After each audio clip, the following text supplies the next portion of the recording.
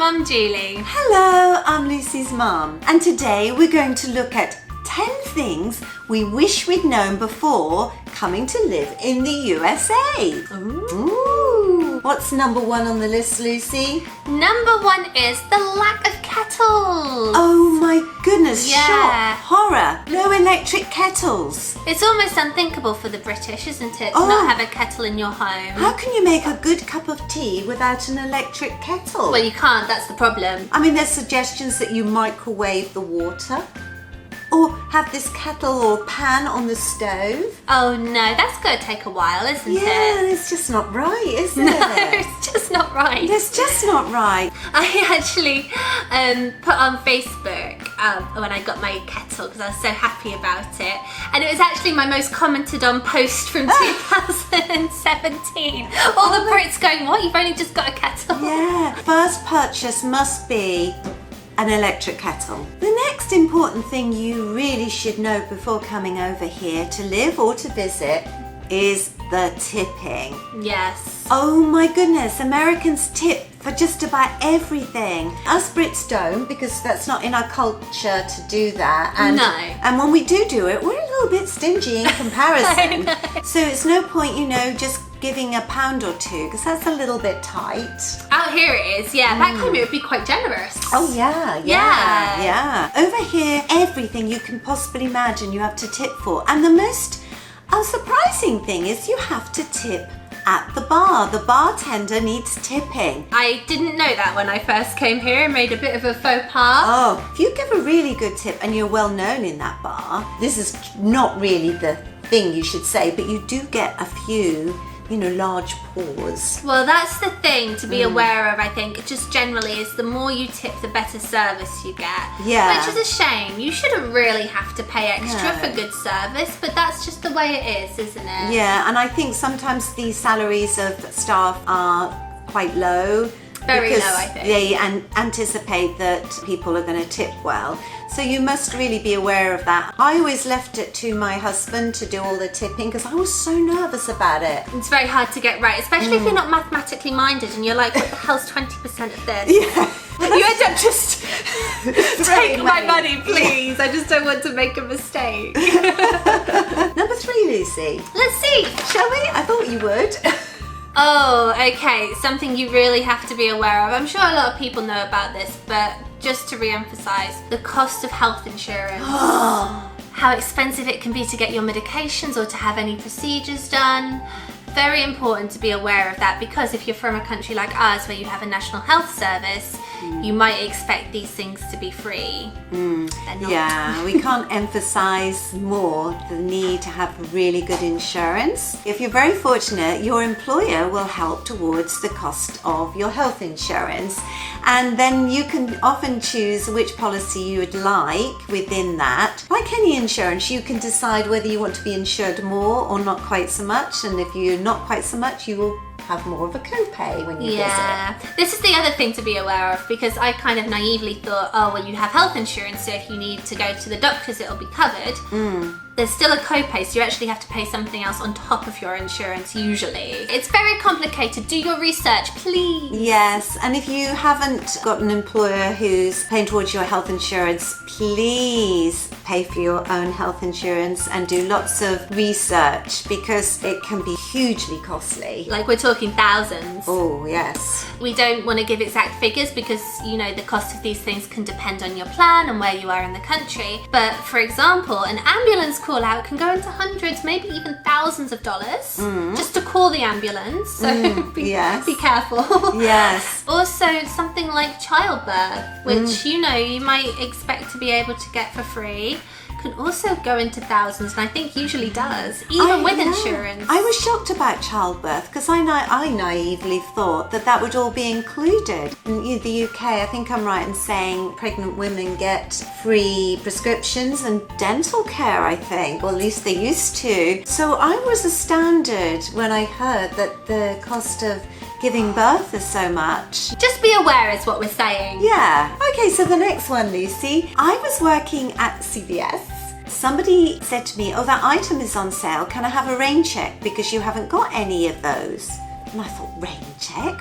what does that mean? I've kind of heard it in American movies where somebody invites somebody on a date and they go, oh, can I have a rain check, please? Because I'm busy that day. Like, we'll do it later. Yeah, do it later. I was a bit flummoxed because I wasn't quite sure what that was all about, because rain check isn't a word in the UK. No, that's right. No, I did some research and apparently it first came about from the 1870s.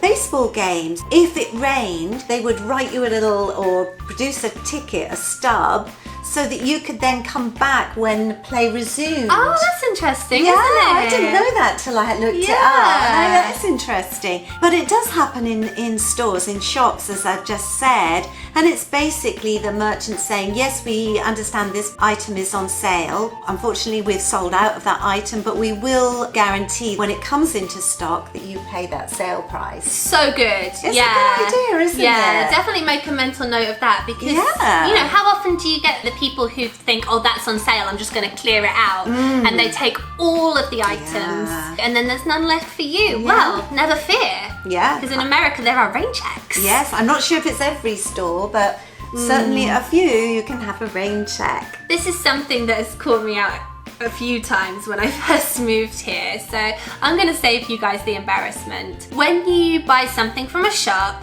the tax is not included in that price that you see next to the item. The tax is added afterwards. Do you know what, Lucy? I did it several times without thinking. I think, oh, it's not too bad. And then you get to the checkout and you're like, oh my God, because it sort of ramps up, doesn't it? Yeah, especially if you're buying a few things. Yeah, you know. exactly, yeah. We do add tax in the UK, we add value-added tax, but it's already on the product. You don't think about it, do Some you? are tax-free, but some products, you know, have got the tax added on. But I think the reason they do it like that over here is that each state has a different rate of tax, so they can't do it uniformly. There is a good reason for it, but, you know, something to be aware of, especially if you're not paying by card, if you've just bought cash, like me, and you have to go and put some of your items back because you don't have enough. Gosh, the Americans know their customer service, don't they? Yeah. And oh my goodness, and talking about Lucy, you can take just about anything back. Without any quibble. I mean, you know, in the UK, it's like they interrogate you as to why you're bringing that product back. Yeah. But over here, it's so much easier to take things back.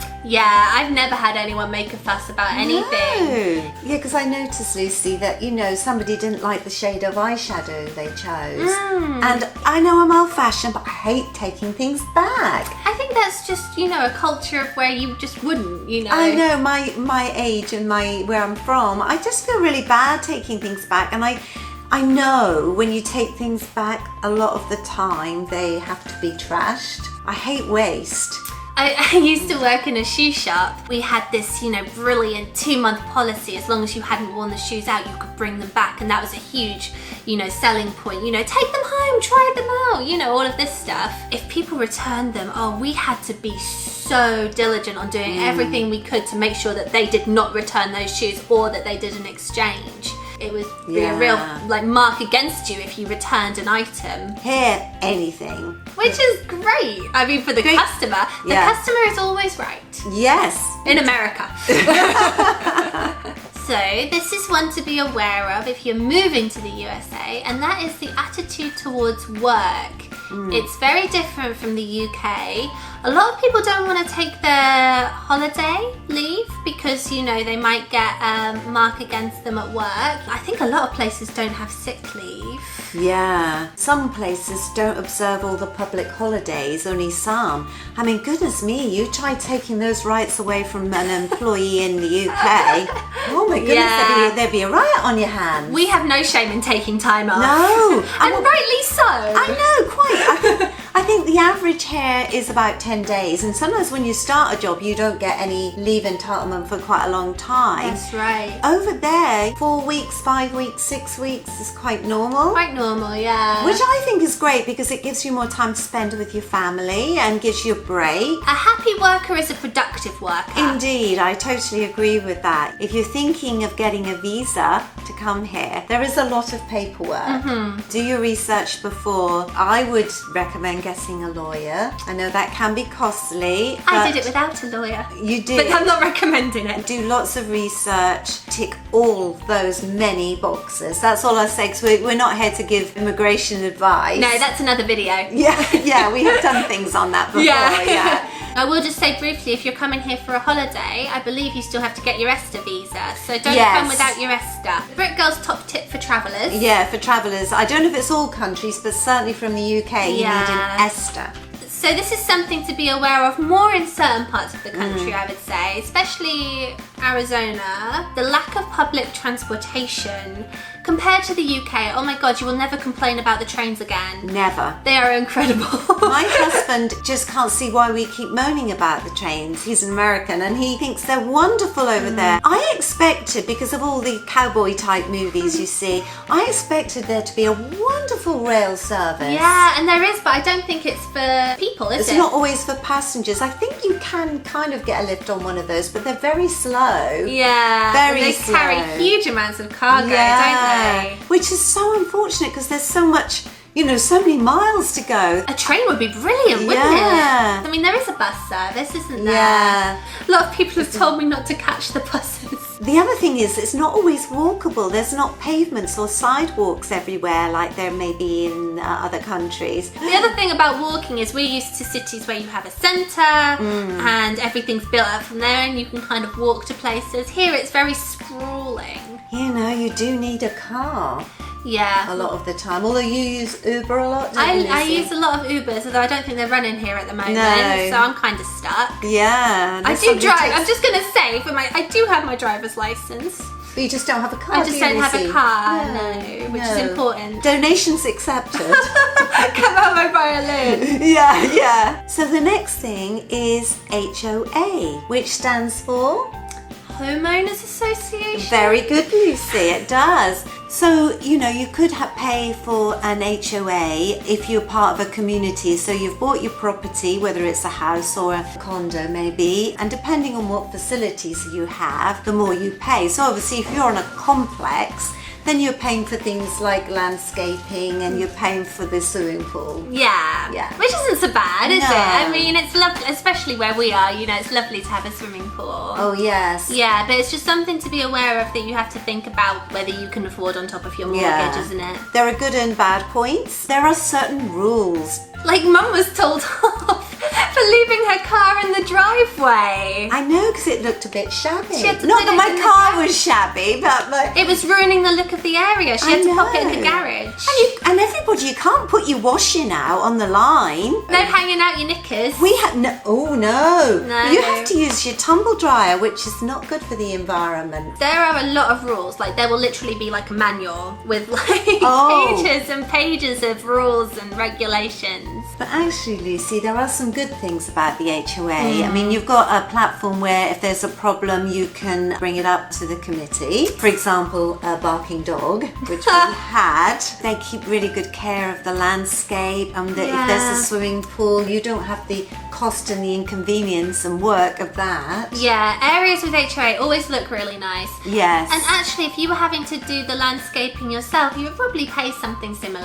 Oh, indeed. For a landscaper. Landscaping, and if you had a pool. And if you had a pool. Yeah, yes. So that's the end of our 10 things we wish we'd known about before moving to the USA. If you've got any more, please leave them in the comments below. What have we forgotten? And if you've enjoyed this video, give it a like, maybe subscribe to the channel, and we'll see you next time. Bye.